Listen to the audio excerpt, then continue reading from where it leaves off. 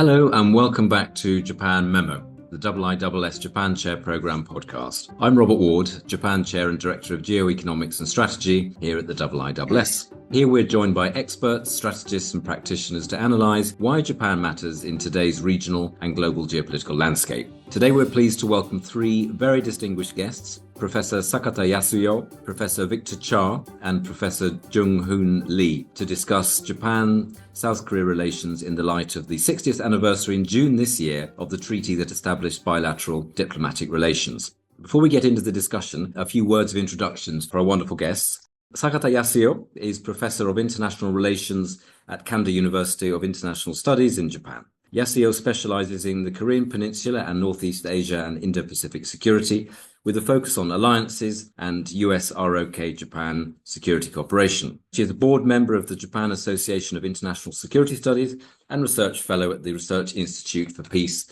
and Security in Tokyo. She's also active in projects for the Japan Institute for International Affairs, JIA. Yasuyo was also a visiting research fellow at Yonsei University in South Korea and at the Siguro Center for Asian Studies at George Washington University. And this is Yasuyo's second appearance on Japan Memo. Your first was 2 years ago, back in 2023. So welcome back to the show, Yasuyo. Thank you very much.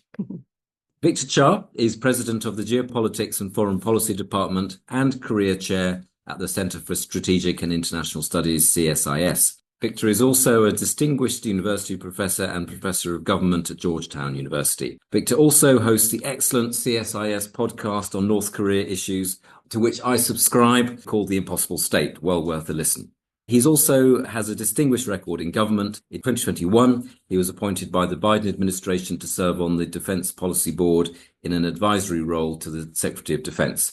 From 2004 to 2007, Victor served on the US National Security Council, where he was responsible for Japan, Korea, Australia, New Zealand, and the Pacific Island nations. Victor was also US Deputy Head of Delegation at the Six Party Talks and received 2 outstanding service commendations during his tenure at the NSC. A warm welcome, Victor. Thank you, Robert.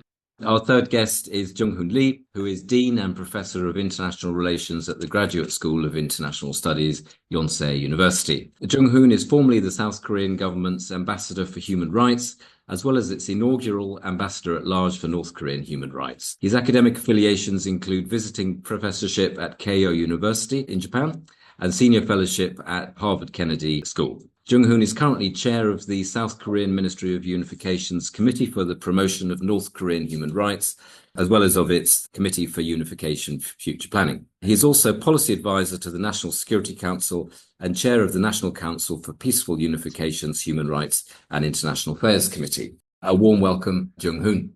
Thank you, Robert. Pleasure joining.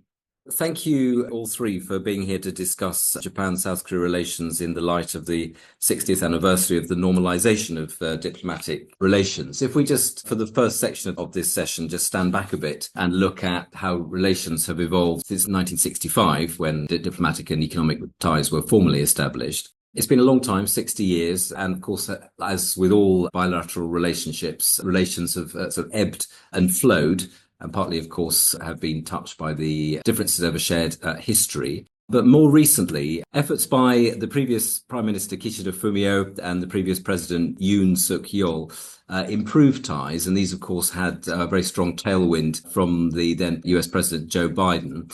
I think it's fair to say that relations improved to a high that was quite unprecedented, certainly in recent times. But since then, of course, the leaders in each country have changed. So we have to think about how relations are likely to progress going forward. Yasuyo, Victor and Jung-Hoon, how do you view the last 60 years of Japan-South Korea relations? And could you sort of highlight a few of the high points over the past 60 years? Yasuyo, you first, please. First of all, thank you for having this special edition on Korea-Japan, the 60th anniversary. On June 22nd is the day, and so we just had a lot of events last week as well. When you look back on the 60 years of Korea-Japan relations, 1965 was basically, government-to-government compromises and relations.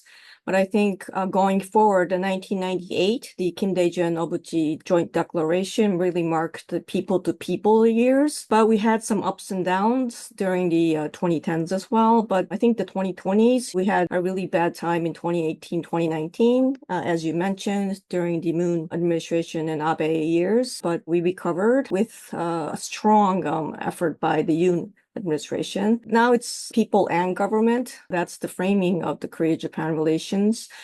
That's so number one. But number two is we as in Japan and Korean people both learned lessons from the 2018, 2019 debacle. We went as low as we can, and the Yoon administration came in and turned it around. But to me, it looks like Japan-Korea relations entered kind of into a new stage where the people to people, the civil society has a much stronger voice. I hear from my Korean friends that the public does not want to go back to those years. That is the 2019. That's the message. So the anti-Japan card is, it doesn't seem as effective as before. The Yoon administration did leave a mark on Japan-Korea relations, despite the unfortunate incidents of the martial law and the impeachment. Yes. So there, you reminded me of 1998 and the previous peak, I suppose, in relations, and there was such a lot of optimism then. And actually, Victor, you and I, before the show started, we were talking that when I first met you was in 2000, so just shortly after the Kim Dae-jung-Obuchi visit. So I think perhaps there was still a bit of optimism there. Yasuyo, I was struck by your point about bilateral relations entering a new stage. So with that, Victor, how do you see the last sort of 60 years or so, and sort of perhaps frame it within Yasuyo's new stage thought, if Sure. you would? Yes, it's good to see you, Robert. After 25 years, we both have more gray hair now than we did 20 ago. So I really like Yasuo's laydown. I'll really talk about it from the U.S. perspective. And so 65 was very important because the United States really wanted to see our two major Cold War allies establish normal diplomatic relations. And as everybody on this podcast knows, the United States did play a big role behind the scenes, Edwin Reischauer in particular, and others, a big role behind the scenes trying to bring the two sides together.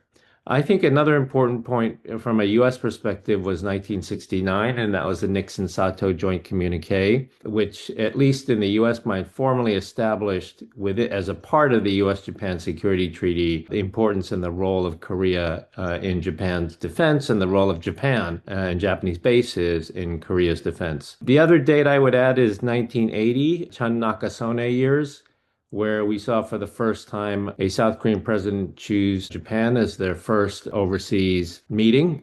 This was also important for the United States as we were entering the new Cold War during the Reagan administration, and they wanted to see a buildup of relations between Korea and Japan.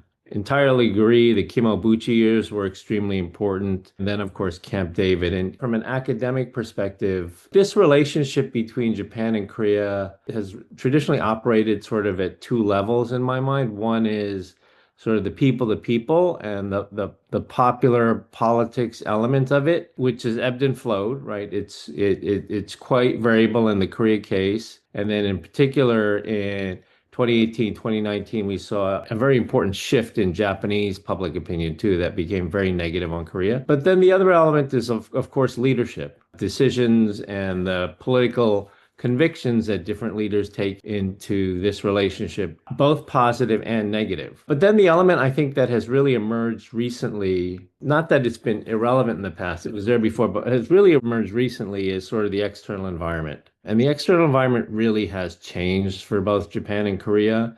It was in a way that's compelling for them to cooperate more. It was certainly the case during Camp David. It was actually the case during Moon 2018, 2019, which was why it was so disconcerting for the United States to see our two key allies at a point where they were actually not talking to each other. They were literally not talking to each other. That's why Camp David was so important in sort of bringing things back. Thank you for your panoramic view of history there, Victor. Can you just, for our listeners, you mentioned the Nixon-Sato Joint Communique. Could you just fill in for our listeners why that's important within this sort of 60 years? The Nixon-Sato Joint Communique had to do with the reversion of Okinawa back to Japanese sovereignty. And as a part of that was something called the Korea Clause, which basically was Japanese acknowledgement that they would play a role, or their bases would play a role, if North Korea ever attacked South Korea again. It was a very important part of the joint communique, the Okinawa reversion, and for the United States, there were real concerns at the time of North Korean aggression.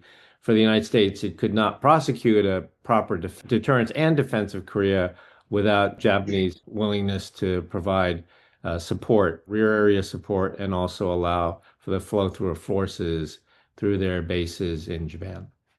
Thank you, Victor. Jung-Hoon, Victor mentioned the importance of people-to-people relations, leadership, and of course the external environment, which in the past few years has seen a real change. Your thoughts on the past 60 years of bilateral relations, please. Thank you, Robert, for giving me this opportunity to join your podcast. I'd like to thank you and IISS for bringing to light this very important bilateral relations, Korea-Japan relations, especially on the heels of this 60th anniversary. But I think it's very important to put the 60th anniversary of Korea-Japan Normalization Treaty within the proper historical context. What I mean by that is that the Second World War came to an end in 1945, which means that Korea also became independent from Japanese colonial rule in 1945. And yet, the normalization of relations between the two countries doesn't take place until 1965. So it actually took 20 long years before the two countries, South Korea and Japan, could actually conclude, put a closure on the colonial past and move forward and open up a new chapter in Korea-Japan relations. It wasn't easy. It took 14 long years of normalization talks, 7 rounds in all, before the final normalization treaty could be signed. And I think you have to give some credit to the two governments involved. At that time, in the Japanese government, of course, was the Sato Eisaku government and Park Chung-hee government. It took a lot of guts, courage, despite the, particularly in Korea, vehement opposition to the normalization settlement, to actually push ahead so that Korea and Japan could open up a new relationship, was a very important step in the bilateral relations. We've had up and down relationship over the years. You were asking about the post-normalization relationship, but I would also include February 1965 as a very important point in bilateral relations. That's when Foreign Minister Shina Etsusaburo actually came to Korea and stood on the podium of Gimpo Airport. We didn't have Incheon Airport. We had Gimpo was the international airport. And to everyone's surprise, including the South Korean host, he actually apologized about the past and that it was time to move forward. Fukaku Hansei is the expression that he used. So this even took the South Korean side by surprise. And I think this was a momentum breaker. This really pushed forth with the normalization talks, whereby it was able to get concluded within the next few months, finally coming to a conclusion on the 22nd of June. Thereafter, of course, a lot of significant developments. I would agree with the two speakers. 1998, the cultural opening, very important. The Korea Clause, also very important, because I think at that time, both Japan and South Korea were concerned about the possibility of abandonment of the United States' commitment to its allies in East Asia, Japan and Korea, because of the Vietnam War, the waging Vietnam War. So it's a very interesting byproduct of the Vietnam War is that it helped to bring Korea and Japan together, and it helped to precipitate, actually, the normalization treaty, because we felt that in the wake of the intensification of the Vietnam War, that Korea and Japan has to come together and help ourselves, just in case that there's the possibility of U.S. abandonment. The Korea Clause is very, very important. I would also agree with Victor in terms of the Chonduhan, Nakasone period, because it also led to the quite significant, I think it was like $4 billion US loans to South Korea. That turned out to be the last batch of Japanese loans to Korea, which also helped South Korea to modernize. Besides that, thereafter, I think the now deposed Yoon Suk-yeol government, but the Camp David and the trilateral relationship between the US, Japan, and South Korea, I think in the 2.5, 3 years or so of the Yoon Suk-yeol government, did great service in actually restoring the bilateral relations between Japan and South Korea, which was significantly tarnished, unfortunately, as a result of the previous government, Moon Jae-in government. And it really put the bilateral relations on a very positive point. I don't know where we're headed from this point onward. We have a new government, but at least in the past 3 years, it has been put on a proper plateau. When you look at in 1965, bilateral trade was only $200 million. Now it's almost like $80 billion. That's over 350 times of what it was in 1965. Do you also know that we now have over 10 million tourists going back and forth? Of course, significantly more going from South Korea to Japan. I think last year was something like 8.8 million tourists from Korea to Japan. When you take into account that South Korea's population is only 50 million and over 8 million is going to Japan, where's the anti-Japanese sentiment? Okay, so I think we've come a long, long way.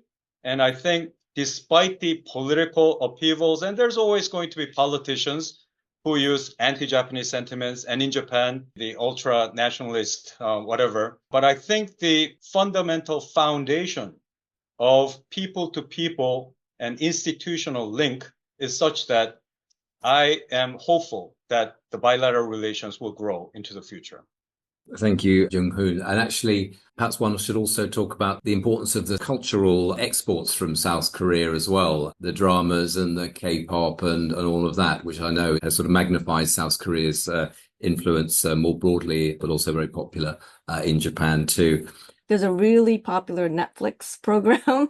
It's a Japan-Korea connoisseur. There's one person called Matsushige-san, Kodoku no Gurume, the lone gourmet, I guess, hooking up with Son Si-kyung, who is a former singer, but now a YouTuber.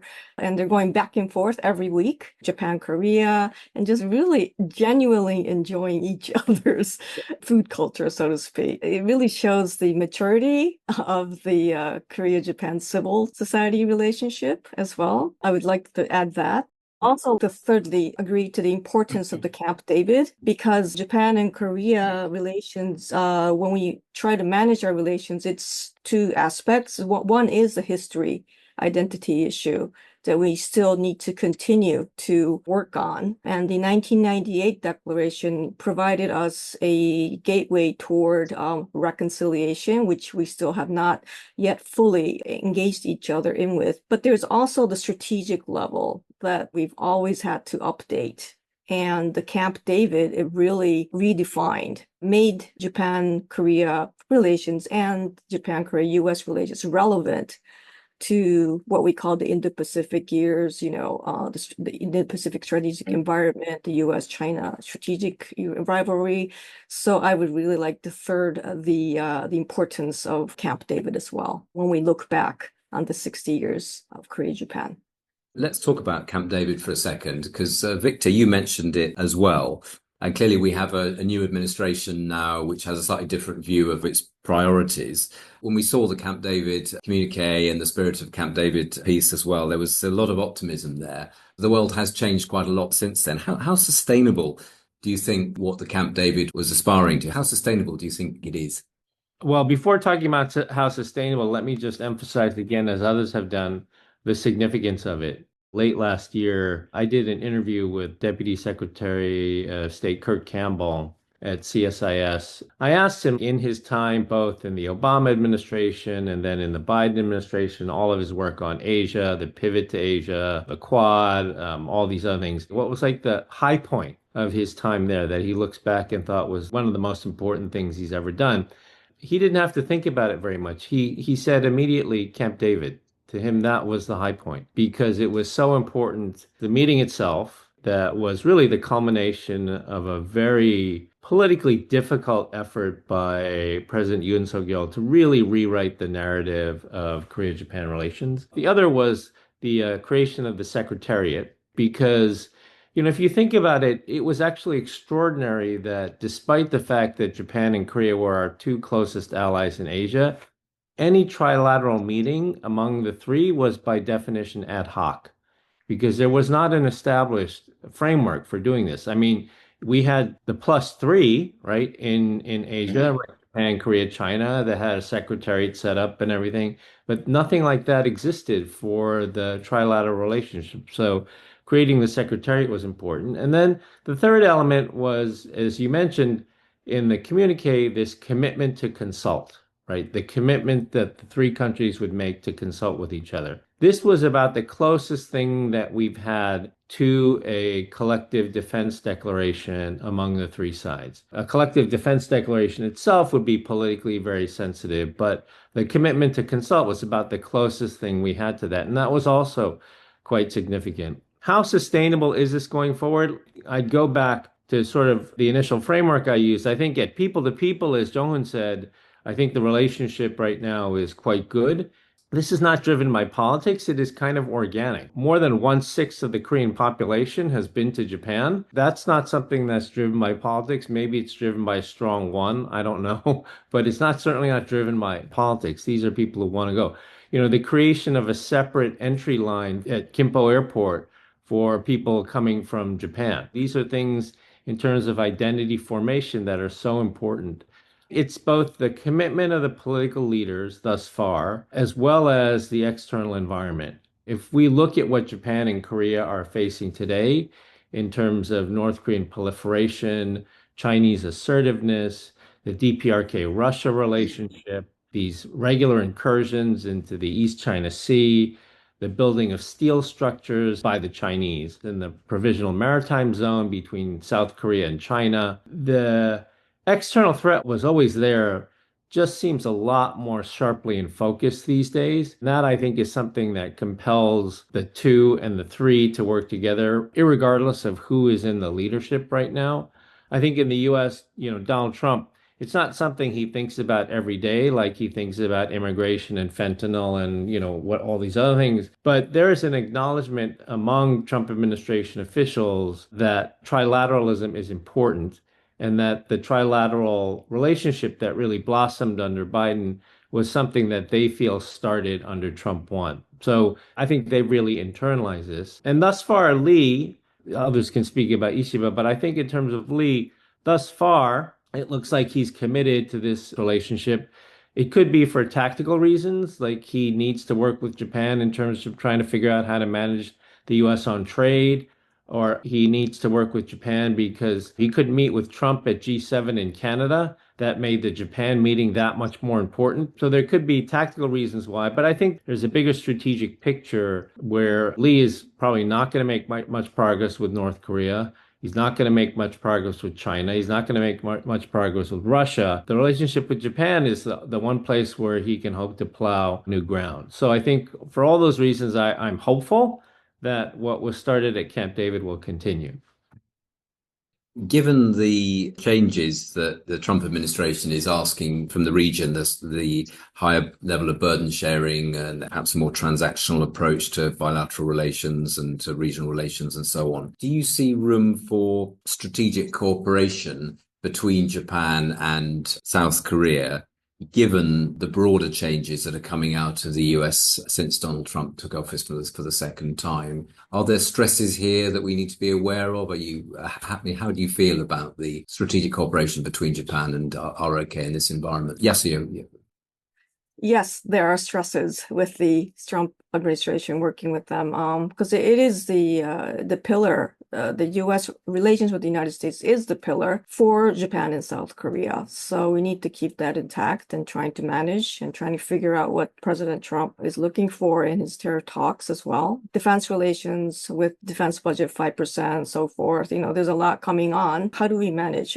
First and most important thing right now is to manage the bilateral relationship. U.S.-Japan and also U.S.-Korea in order to get this Camp David trilateral sustainable. During the impeachment crisis in South Korea for 6 months, Japan really worked hard to keep it going. With the new Trump administration coming in, with South Korea, who are we to work with? But we kept it going. I think Japan diplomats really kept it going, continued to engage the Yoon administration officials during this time, and also emphasize the importance of trilateral US, Korea, Japan relations.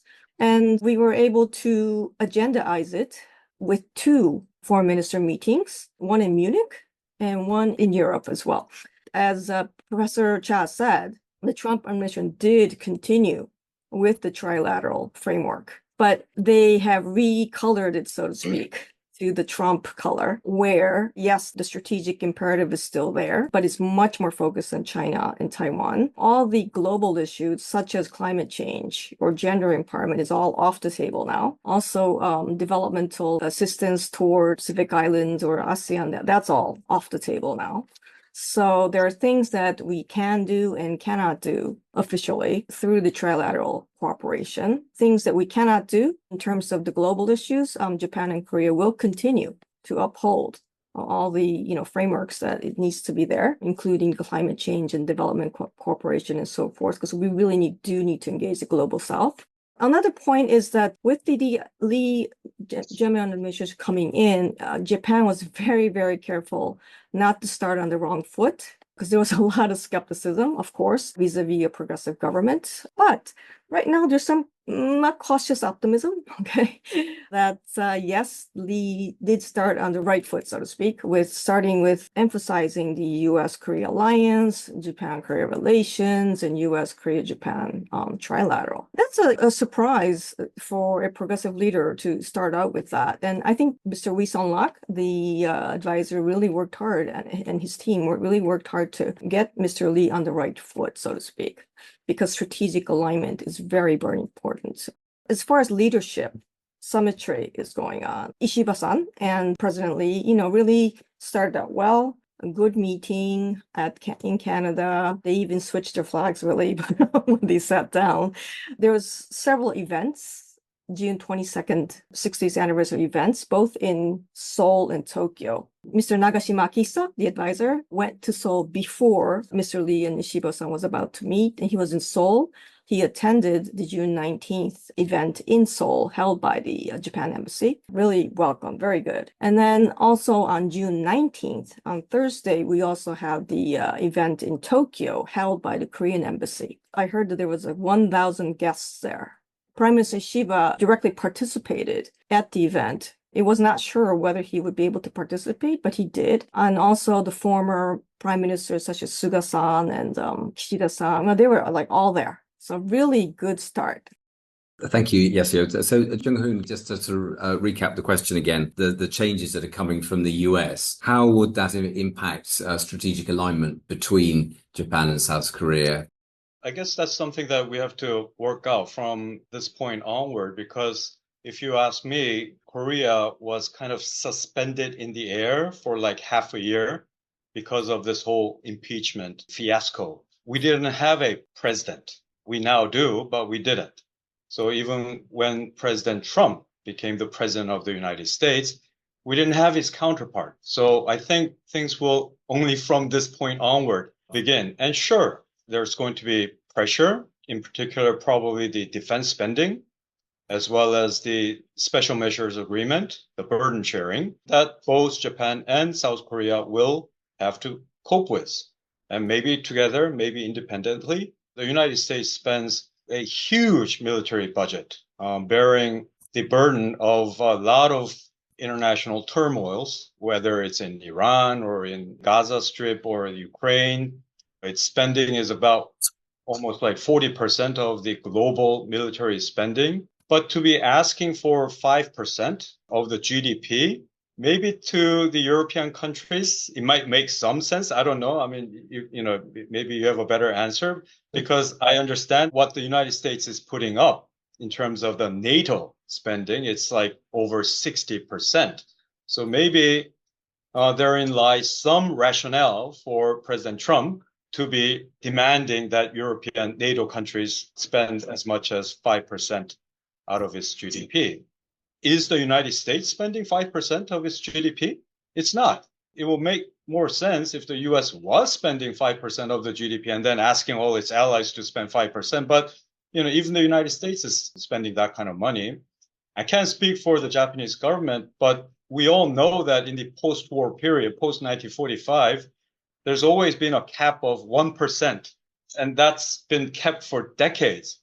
And by 2027, it's just a very recent development that because of this US as well as the global demand for Japan to do more, that it will be raised to 2% by, as I understand, by 2027. That's pretty significant when you think about it. So to be asking 5%, just as Japan is already doubling its defense spending within a very short span of time, is a little bit unrealistic. South Korea also spends quite a bit. It's not 5%, but we are spending quite significant amount, 3.5% of the GDP. And I'm sure that we will spend more. When it comes to Japan and Korea, it will come down to more the SMA rather than defense spending, the burden sharing, whereby South Korea, just before the presidential election, we concluded this burden sharing deal with the previous Biden administration. We raised it to about 8%, and we're paying about like $1.5 billion for the burden sharing for the next 5 years. I'm sure President Trump will probably ask for renegotiation so that South Korea could put up more. But if you remember, in the Trump 1 administration, the first Trump administration, he started out with $5 billion that South Korea should provide $5 billion when we were only spending about like $1.2 billion. He was calling for $5 billion. What did we end up giving?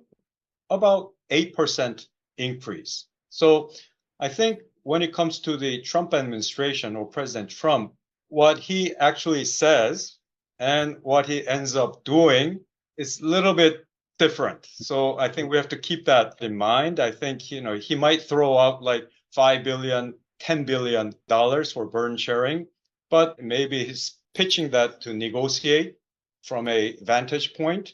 My feeling is that both Japan and South Korea have, up to this point, separately, independently negotiated with the United States on the SMA.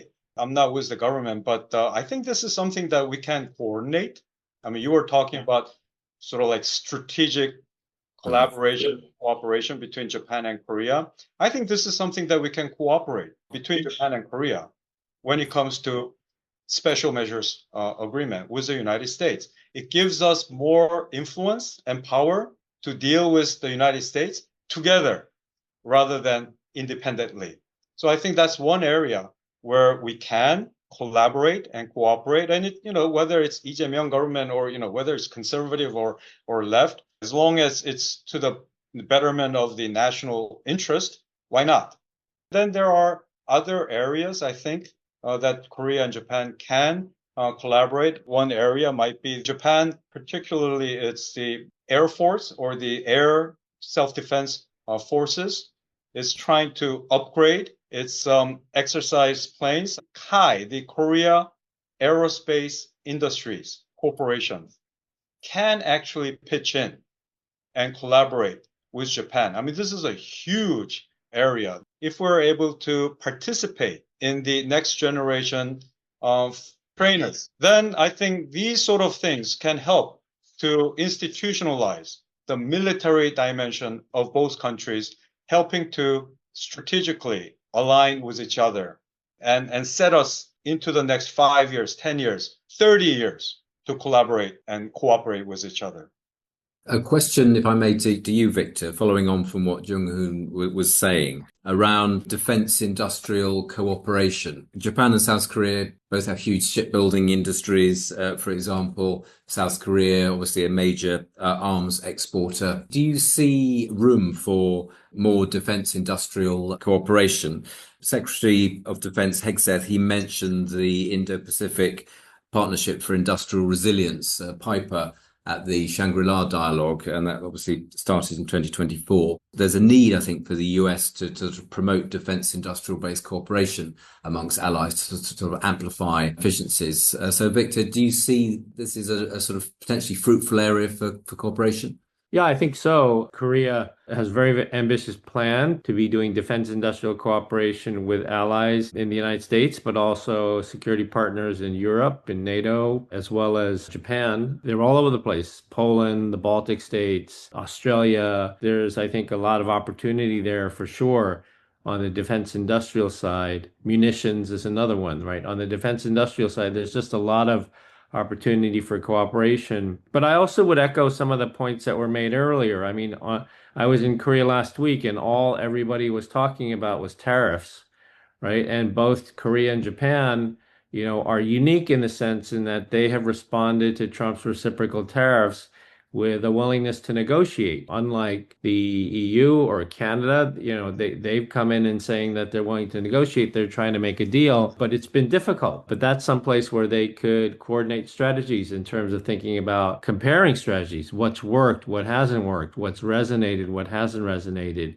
in sort of the black box of the United States and how the Trump administration is negotiating tariffs, particularly as we get closer and closer to the July 9th, which is the end of the 90-day tariff exemption period. Special measures agreement, agree with Jung-Hoon that that's another thing they have in common. They're both under pressure to increase spending. The only way any of that can be reasonably thought about is not by these massive increases in defense spending, but what else do you count as defense spending? And then the third thing I would say is on something that Yasuyo mentioned earlier, which is the reframing of the bilateral and trilateral relationship in terms of concerns about China-Taiwan. In the Korean alliance, this is known as strategic flexibility. And even here, I think there is potential for Japan-Korea cooperation, not in the sense that Japan has some role in how Korea uses its forces in a Taiwan contingency. But basically, I think there's strategic agreement, frankly, I think between Japan and Korean military experts in the sense that if there were a Taiwan contingency, Korea's main role would be to assure no opportunistic aggression, to assure successful deterrence of North Korea opening a second front in the region as U.S. forces are focused on a Taiwan contingency. So I actually think there isn't disagreement between Japan and Korean military experts on that. Arguably, there isn't any disagreement among U.S. military experts, aside from the air component on the peninsula. So I think there are many potential areas of cooperation from defense industrial to tariffs to SMA to broader strategic planning. Not to sound all Pollyanna-ish, I think there's one thing that worries me. The Lee government, as we've talked about, has gotten off to a good start in terms of continuing this cooperation. But the one thing that worries me is the potential for falling off of that, particularly because of domestic economic performance. Because of the U.S. tariffs, because of the 6-month impeachment crisis, the South Korean economy came out of the election in June in a very difficult place, a much more difficult place than it had been in the previous 2 impeachment crises with Roh Moo-hyun and with Park Geun-hye. There were other external factors that were helping the Korean economy recover that aren't there today. In particular, double-digit Chinese economic growth and the semiconductor export boom that South Korea was experiencing during the Park Geun-hye crisis. So they're in a much more difficult position now.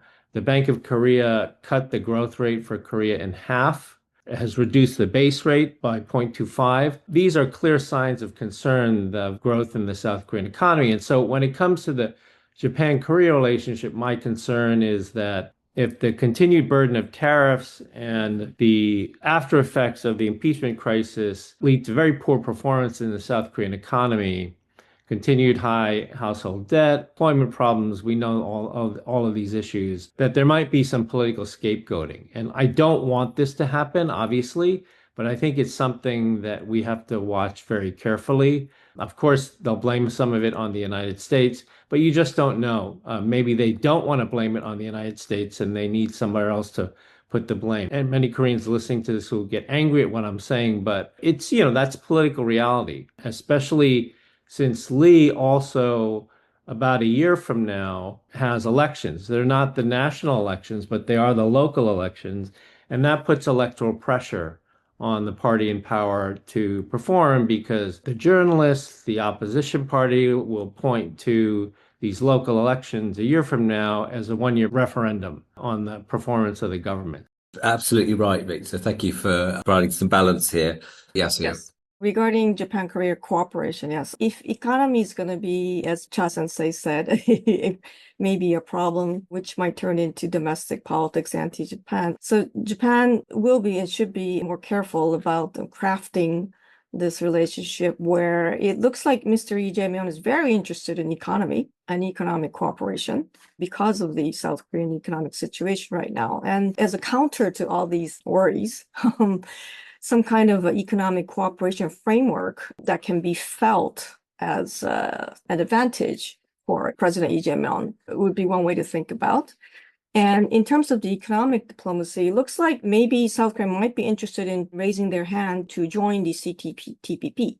If that is the case, then, well, Japan would also have to make decisions. That's an area that we can work on. It is in Japan's interest, I would think, as well, to keep the rule of law, open trade, so to speak, in Asia Pacific area. And CTTPP is a framework in which South Korea has already raised its hand, but it just stopped. If the EJ manager is interested in that, that would be one strategic area that Japan and Korea can consider as we recraft our Japan-Korea relationship. Back to the defense issues, I think all this defense spending it's a big headache, but actually it could be a trigger for building for a new relationship, an upgraded relationship in defense relations. And this is what keeps, U.S. alliances healthy. Americans ask, allies respond, and this is 1970s and 80s and 90s. This happens, in a cycle. Unfortunately, the way it's being done right now by the Trump administration is very difficult to deal with, but it is what keeps the U.S. alliances healthy. We share the burden together. And I hope that we can work out some kind of formula. And it's not just defense costs. It's, as you said, it's now Japan and Korea has much more bigger power in terms of defense industry. Japan is trying to rebuild itself in the defense industry area as well. So we have much more to contribute. And the U.S. needs allies in the Indo-Pacific to counter China and as well as to keep the balance in the Indo-Pacific. So not just aircrafts, but also shipbuilding, MROs, maintenance, this is all a set that we can build on with this defense cost discussions as a trigger. So I hope that it can be turned for the better. So that's one. Number 3 and last point is that, yes, it's been mentioned, the Trump administration so far is trying to focus its Indo-Pacific shift on the Taiwan contingency as well, which is very understandable.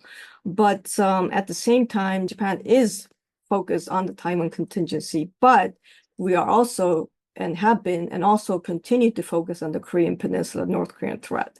We need U.S. to keep their eyes on both Korean Peninsula and the Taiwan Straits as well, while we try to defend our own Japanese islands. I'm sure that Japan or Japanese officials will keep on engaging the U.S. as they figure out their national defense strategy by August, that to keep the tension on both the two Korea and the Taiwan contingencies, which are the complex contingencies that we have been discussing in the U.S., ROK, Japan, a trilateral as well. My worry is that strategically, can Lee Jae-myung government use the term Indo-Pacific? They haven't yet done so. And understandably, it takes time for the progressives to kind of really integrate it into their strategy, and it will take time. They're watching the United States defense strategy and see how it comes out. And then they'll probably work out their own national security strategy as well. But Japan is watching to see if we can use and share the term Indo-Pacific. We've been careful not to use the Indo-Pacific right now, but in the end, we hope that South Korea can be on the same page with us on the Indo-Pacific. President Yoon formulated an Indo-Pacific strategy, which was a departure from his predecessor, President Moon. So I was just going to ask you, Jung-Hoon, how you see the government, the new Lee administration's sort of view of the region. Sort of, is it an Indo-Pacific view, or is it a departure looming? How do you see that? I think what separates Japan and Korea from the European allies, NATO, is the fact that I believe that Japan and Korea are more flexible in dealing with President Trump. More flexible in a sense that I think we have more bargaining chips. We have things that we can offer to President Trump to negotiate settlement, whether it's the burden sharing or tariff rates or whatever else that he might be demanding. One is, of course, the shipbuilding. And the other, I would have thought, although that's a little more long term, is the nuclear reactors. Both shipbuilding and nuclear reactors, Japan and South Korea can provide. This is a point of need as far as the United States or the Trump administration is concerned. South Korea is number 2 only to China when it comes to shipbuilding.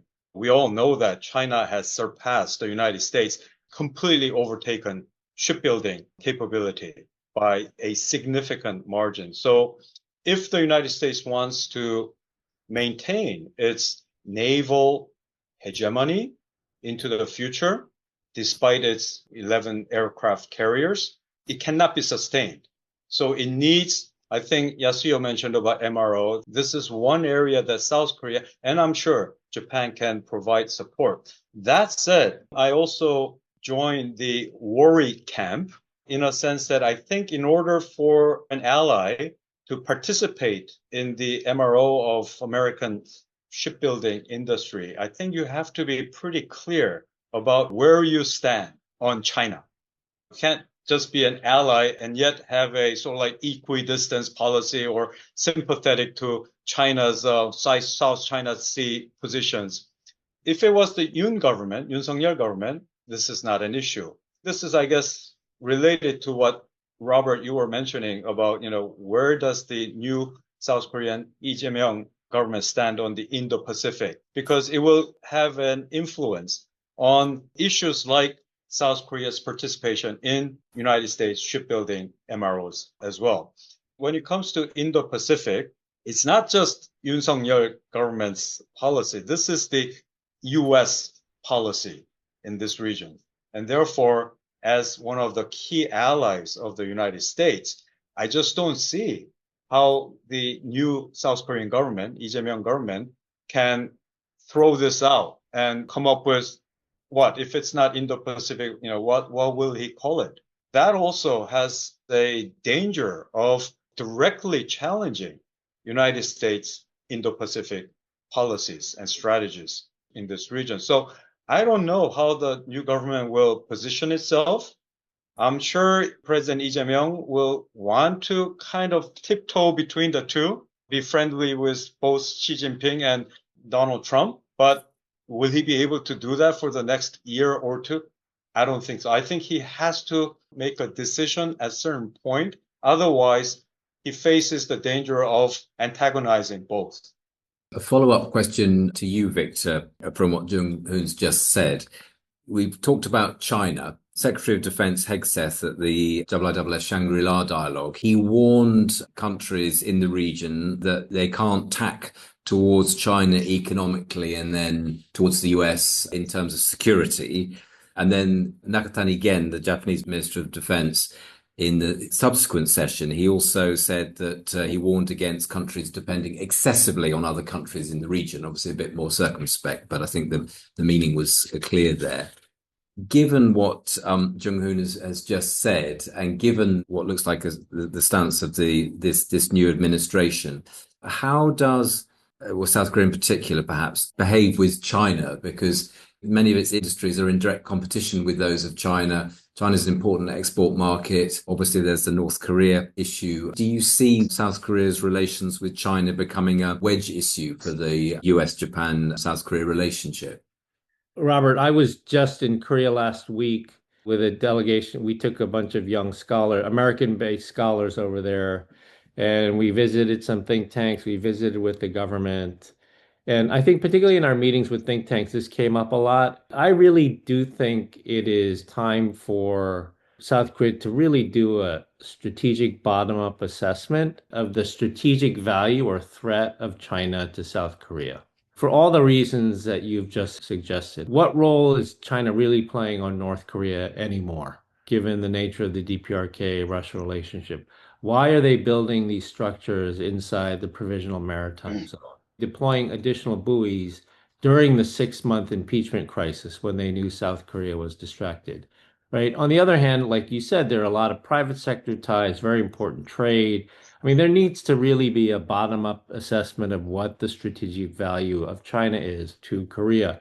From a sort of policy-making perspective, this is an internal fight, right, inside the Lee government between the sort of progressive wing and the more sort of pragmatic, moderate sort of group within the government. And right now, frankly, it's weighted in the direction of the progressives. All it takes is a couple of mistakes on the world stage for the moderates to sort of see targets painted on their back. Hegseth's statement at the IISS Shangri-La dialogue, I will not forget the branding, the IISS Thank you, Victor. I owe you one. I do think that that was a very clear signal to countries like Korea, who have traditionally tried to sort of play this role of economic equities with China, security equities with the United States, basically saying that that's not going to be acceptable anymore. The reality, though, we know is that there is some element of that in every country's policy in the Indo-Pacific. I mean, Japan's a very good example. Japan has been able to show a lot of strength with regard to China, but at the same time have a pragmatic relationship when it comes to economics or other sorts of things. Like in DC, you don't very often hear, well, Japan has this difficulty of choosing between China and the United States. I mean, the general view is that they've chosen to be with the United States, even though we know that there was a very healthy trade relationship and economic ties between Japan and China. But somehow they've managed to do that. But somehow the Koreans haven't, despite the fact that all the high-end technology investment decisions that SK and that Samsung have made clearly show they've chosen the United States, right? Being one of the top 2 foreign direct investors in all of these high-tech areas in the last 5 years, all in the United States, right? This clearly shows that Korea has made a strategic decision that reverberates to the private sector. And yet there still is this impression that Korea is having a difficult time choosing between China and the United States. Part of it may just be very poor branding on the part of South Korean leaders. Yoon pretty much came out and said like he was going to be hardline on China. And Lee then comes out and says he's going to be more balanced, right? Even just using that sort of language, I don't think is helpful. Let the actions speak for themselves and speak quietly about what your intentions are, but don't politicize it. I mean, I think the issue is in that China policy has become politicized, and it's not really politicized in Japan. You guys can tell me if that's right or wrong, but I don't really see it as politicized in Japan. And so leaders come in and they have these bumper stickers that they use for China policy which then sets off all these antibodies in one direction or another. That's why I do think it's time for some sort of, major strategic assessment of what is the relationship with China going forward. That was certainly one of the takeaways I came away with from my last trip to Seoul. Jung-Hoon, how do you feel about what Victor's just proposing? Do you think it is time for this assessment? I think so. And I'm sure the new government, whether it's the foreign ministry or the defense ministry or the national intelligence, will do an overarching assessment of not only our strategic relations with the regional powers such as China, but also the new development of the deployment of North Korean soldiers to Ukraine, the new development of Russia-North Korea relations, and what the position of China might be on that. I'm sure that all of these things will be looked into. My feeling is that, sure, we do have quite a significant number of individuals who've entered into the current government, who've had an extensive track record of anti-American background or anti-Japan background. But in 2025, as we move forward, I don't think they can really let their ideology or ideological background influence their policy choices. One interesting development, Robert, just as there's been in Korean history, very strong anti-Japan sentiment, there's always been anti-Americanism and anti-American demonstrations. But in the past few years, really, have you ever seen anti-American demonstrations or anti-American sentiments being expressed here and there? For some reason, it just disappeared. I think it's a reflection of a societal transformation of Korea, where my generation, I was born into a Korea that was very poor, one of the poorest countries in the world. When Korea's per capita GDP was like, not even $100 in the past 2 decades. So Korean kids in their teens or in their 20s, these are kids who are born into a Korea that's world top 10, top 15 economy. They're very confident. They're born into a very prosperous, wealthy country. And they don't like this political sort of indoctrination of victimhood being educated or played onto them, because this is not a country they're born into. They're born into one of the richest countries in the world. Anti-Americanism, quite frankly, doesn't really hit the chord. It doesn't work to the advantage of politicians. It doesn't translate into votes. Likewise, this anti-Japan sentiment and anti-Japanism or whatever, I think we're in the final last leg if you're looking at our society. So I'm actually more hopeful that, in a few years' time, politicians, media playing this anti-Japan sentiment, this will be negatively affecting their political chances of getting voted in as National Assemblymen. This will also have an influence on their decision-making of strategic choices of our relations with China, with Russia, with the United States, with Japan. If they try to put in too much of the 1980s type of student activism ideology into their policies in 2025, this could backfire. So I think, if anything, this is something that the new government, as it reassesses its foreign and security policies, this is, how much they can compromise their ideology in a new world order is something that, as Victor mentioned, that's what they're mulling over and trying to really figure out how much pragmatism, practical they can get. They don't want to lose their identity of, where they're coming from, student activism, all that, but will it play out and will it work toward advantage of national interest? Robert, can I just add one thing to that? I think what Jung-Hoon said is very important, but the other thing I would add is that what does not help as South Korea goes through this process, strategic reevaluation process, like what doesn't help in the midst of all this, in this very delicate situation that we've talked about, like Yasuyo has talked about how careful the Ishiba government has tried to be as this new government comes in. What doesn't help in all of this is if there is something that happens on the Japanese side, some statement, huge celebration at Takeshima Day, or, if there's something that happens that just triggers or allows opponents of the government to use it as a nationalist bat against the government, that sort of thing doesn't help. So, that's something that we also have to be sensitive of. I really like the idea of, on the Japanese side, thinking about, is there some sort of economic cooperation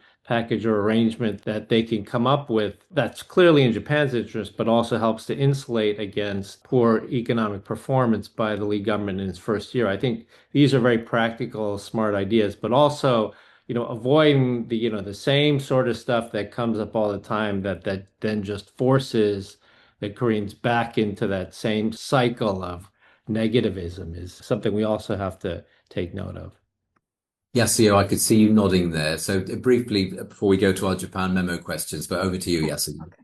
In responding to Professor Lee's comments about Korean societal changes, Japan's societal changes are there too. And Japan wants to be an equal partner with South Korea because we're advanced countries, democratic countries, and the mindset is very different among the next generation. I'm really hoping that that develops. Just adding on to what we were talking about about the U.S., China, where's South Korea between the U.S. and China, that security with U.S., economic with China.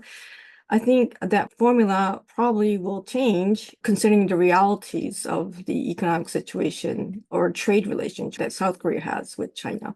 Just recently, I saw a JETRO. JETRO is a Japan Economic Trade organization. There are analysts there, and a South Korean economy analysts wrote a piece that in 2023, in 20 years, for the first time, who is the most important trading partner for South Korea?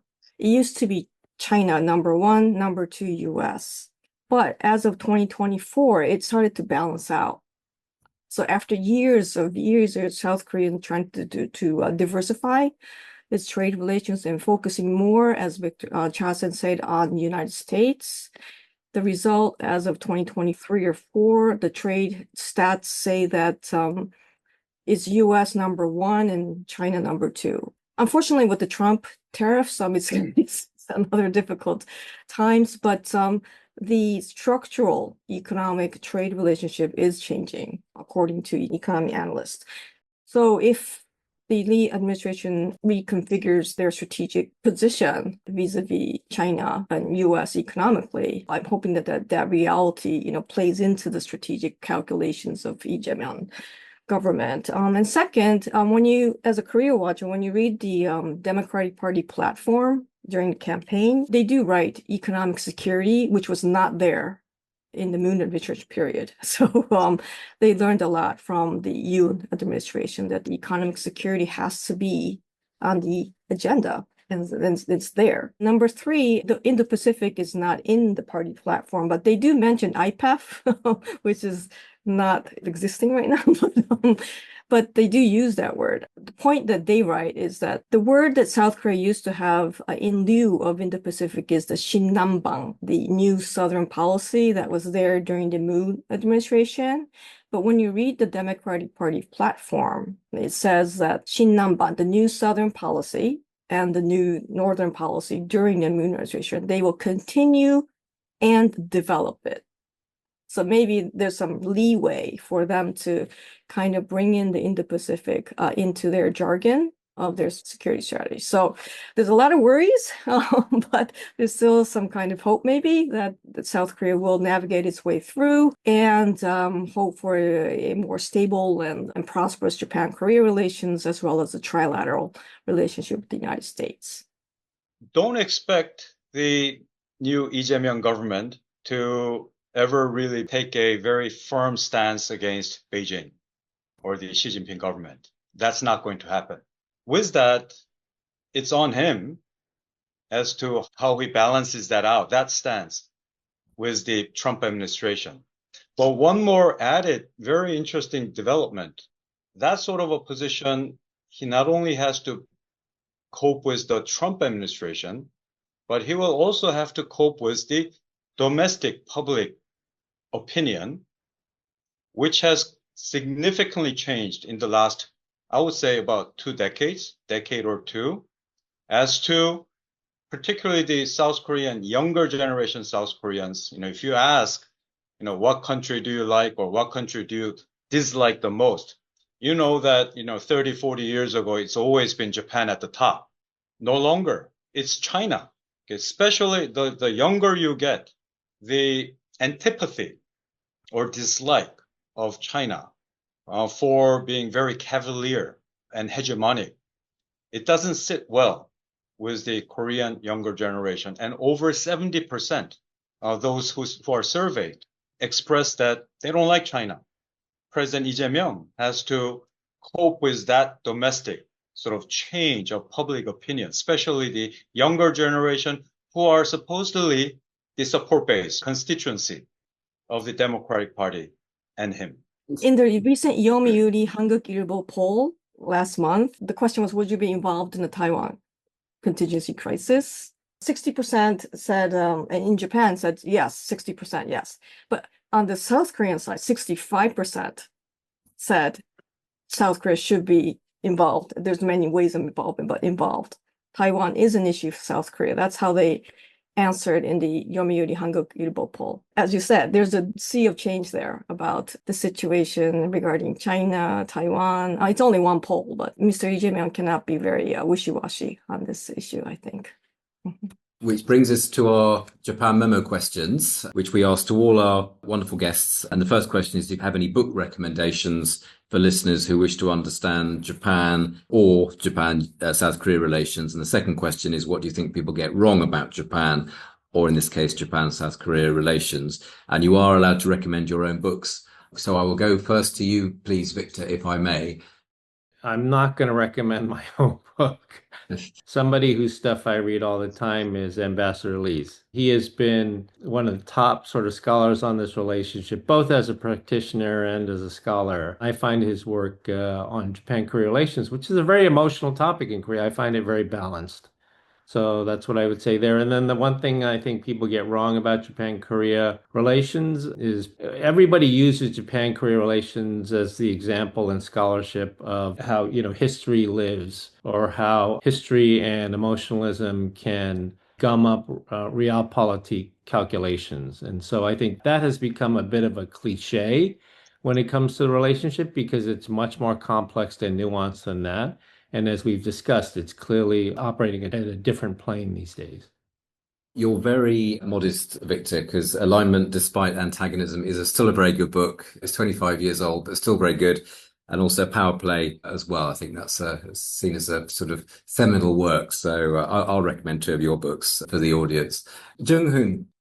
Well, I will join you, Robert, because of course Victor can't recommend his own book. So I would certainly recommend the Alignment Despite Antagonism. Excellent review of the, more bilateral as well as the trilateral relations with the US. I would also recommend, actually it's an old print, mid-1980s, 1985, I think. Professor Chung-Sik Lee of University of Pennsylvania, he wrote a book called The Japan and Korea, the Political Dimension, especially for beginners in Korea-Japan relation. It's such a well-rounded overall picture of the bilateral relations, going all the way back to the history of antiquity. If you're asking what's the problem with Korea-Japan relations, it's really about historical interpretation, isn't it? The divergence of historical interpretation of the same time period, which goes all the way back to the 3rd and 4th century. So I would recommend that. One problem we have is that every single Korean in Korea, and I can say that as a Korean, we all think that we are top Japan experts. Okay? we all know everything about Japan. We all have an opinion about Japan. So I think maybe that's my answer to your second question. And we're not. Yeah. We're not. Yeah. Well, actually, the book you recommended, Yasuyo kindly recommended it to me a couple of years ago. I managed to get hold of a copy because, as you said, it's out of print, I think, or difficult to get a hold of. Yasuyo recommended it. It's very good. Yasuyo. Yeah, I would just second and third what Cha Sensei and Lee Sensei said about US ROK Japan relations. The Bible is the alignment despite antagonism by Cha Sensei. Also, on Japan-Korea relations, I would keep on recommending Professor Chong-Sik Lee's Japan and Korea, which was, I think it was published by the Hoover Institution back in those days. On Japan-Korea relations, I also recommended it last time as well, Scott Snyder's and Brad Glosserman's Japan-Korea Identity Clash, but I would want them to update and write another chapter after 2015, which would certainly add to their analysis, and that identities can change. But if Japan and Korea can develop further identities as global citizens and, global partners and democracies, that could also alleviate the tensions that we have. And also Dr. Cha and Mr. Pardo's Korea, A New History, the pink book. I actually use that in my class for the Japanese students to read English. I'm recommending this because it's in English. And it's very compact, but it covers, a long period of history of the two Koreas, in comparison. And it does include Japan in the history of Korea. I would also, if I were able to make a request, a little bit more on Japan on the unification issue. But that said, I would recommend to the English readers, not just on Korea, Japan, but the two Koreas, the new history of South and North that Dr. Cha and Dr. Pardo wrote is a new one that I would recommend. There's a lot of things that people get wrong about Japan and South Korea, but I would just like to mention here that even researchers, even media, they very lightly say Japan and Korea security alliance, or the Japan-Korea-US is a trilateral alliance. But this, I think, causes a lot of misunderstandings because, as we all know, as experts, it is not a formal military alliance. But if media people use that term very lightly, it would probably give a wrong impression of what the relationship is. Thank you so much, Yasuyo, Victor, and Jung-Hoon. Thank you so much for a really rich discussion. I think we covered a lot of areas, plus some history as well. So big thanks from us. To our audience, please do follow Yasuyo, Victor, and Jung-Hoon social media accounts. Details will be in the show notes. And thank you, as ever, to our audience for joining us on another episode of Japan Memo. If you have any comments or feedback, please contact us by email at japanchair@iiss.org. And if you enjoyed this episode, please subscribe to Japan Memo on the podcast platform of your choice. And for more insightful analysis, I also encourage you to look at past research from the Japan Chair Programme and from the IISS more broadly on our website. Thank you again to our wonderful guests. Thank you, audience, and see you next time. Goodbye.